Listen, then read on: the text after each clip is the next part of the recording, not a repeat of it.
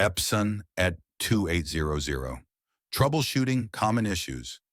The Epson ET-2800 printer is popular for its efficiency and high-quality prints, but it can face some common issues. These problems can affect your printing tasks. Here we will discuss some of these issues. Paper jams. Paper jams are a frequent problem with the Epson ET-2800. Paper can get stuck in the printer. Here are some steps to resolve this. 1. Turn off the printer. 2. Open the printer cover. 3. Carefully remove the jammed paper. 4. Close the cover and turn on the printer. Ensure that you use the correct paper size and type. Avoid overloading the paper tray. Always align the paper properly.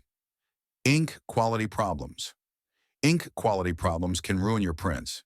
You may see streaks or faded prints. To fix this, check the ink levels. Replace low or empty ink tanks. Run a print head cleaning cycle. Print a test page to check the quality. Use genuine Epson ink for the best results. Avoid using expired or low-quality ink. Regular maintenance helps maintain print quality. If you like this video, then don't forget to like, share, and comment on the video.